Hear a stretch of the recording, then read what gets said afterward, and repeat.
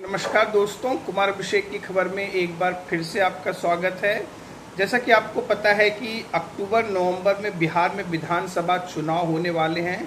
और इसी को लेकर के एक अपडेट है कि बिहार में जो चुनाव होने वाले हैं वो 3 चरणों में हो सकते हैं। और ख़ास तौर पे चूँकि बिहार में जो छठ का महापर्व है वो बहुत बड़े पैमाने पर मनाया जाता है और लोगों की आस्था और श्रद्धा का ये त्यौहार है, तो दीपावली और छठ का ध्यान भी रखेगी चुनाव आयोग और उसके मद्देनज़र ही चुनाव की तारीखों का ऐलान होगा। हम आपको बता दें कि बिहार में विधानसभा का कार्यकाल जो है वो 22 नवंबर को ख़त्म हो जाएगा, तो उससे पहले चुनाव कराना चुनाव आयोग की जो है संवैधानिक दायित्व है। और इस दायित्व को निभाने के लिए ही खबर ये है कि जो चीफ इलेक्शन कमिश्नर हैं ज्ञानेश कुमार, वो जल्द ही बिहार का दौरा कर सकते हैं और बिहार में चुनावी तैयारियों का वो जायजा लेंगे। मतदाता सूची कितनी प्रिंट हुई है, कितने लोग ऐड हुए हैं, इन सारी तैयारियों का और मतदान कैसे कुशलतापूर्वक संपन्न किया जाए इसका जायजा लेंगे, ऐसी खबर है। हम आपको बता दें कि फिलहाल जो बिहार में है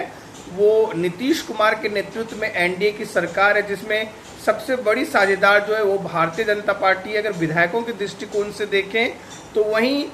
चिराग पासवान की पार्टी और जो हम पार्टी है, जो हिंदुस्तान आवामी मोर्चा जीतन राम मांझी की पार्टी है, वो भी सरकार को समर्थन दे रही है। तो इस तरह से बिहार में जो है एनडीए में कई दल हैं और इस दल में सीटों का बंटवारा जो है तो किसी दलदल को पार करने से कम नहीं होगा। जब भी चुनावों का तारीखों का ऐलान होगा या बैकडोर हो सकता है सीटों के बंटवारे पर भी बातचीत शुरू हो चुकी हो। तो समस्या ये है कि बिहार में कह तो रहे हैं एनडीए वाले कि नीतीश कुमार ही चेहरा होंगे, लेकिन क्या भारतीय जनता पार्टी सबसे बड़ा दल होने के बाद भी अंदर से इस बात पर सहमत है कि वो चीफ मिनिस्टर की जो कुर्सी है वो जदयू को एक बार फिर दे दे। ऐसे में जब नीतीश कुमार के स्वास्थ्य को लेकर के कई सारे कयास लगाए जा रहे हैं, उनके मानसिक स्वास्थ्य को लेकर के भी कई सारे खबरें आए दिन आपको देखने और सुनने को मिलती है, जो वो सार्वजनिक कार्यक्रमों में जिस तरह से बिहेव करते हैं उसको लेकर के भी विपक्ष लगातार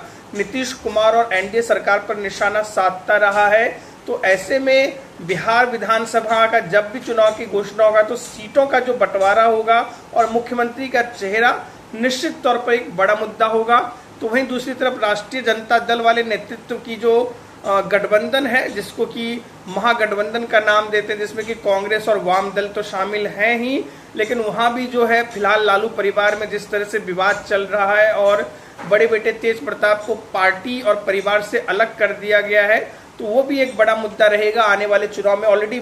जो विपक्षी पार्टियां हैं इसको लेकर के राष्ट्रीय जनता दल के जो है सैद्धांतिक और मूल्यों के लिए जो है उनके खिलाफ बात कर रहा है, तो ये दिलचस्प होगा। तो कुल मिलाकर देखें तो बिहार में चुनाव कराना चुनाव आयोग के लिए भी एक मुश्किल काम है और सबकी नजरें रहेंगी कि जब बिहार में चुनावों की तारीखों का ऐलान होगा हम बिहार की राजनीति से जुड़ी हर खबर को आप तक पहुंचाएंगे, चाहे वो राष्ट्रीय जनता दल की खबर हो, भारतीय जनता पार्टी की खबर हो या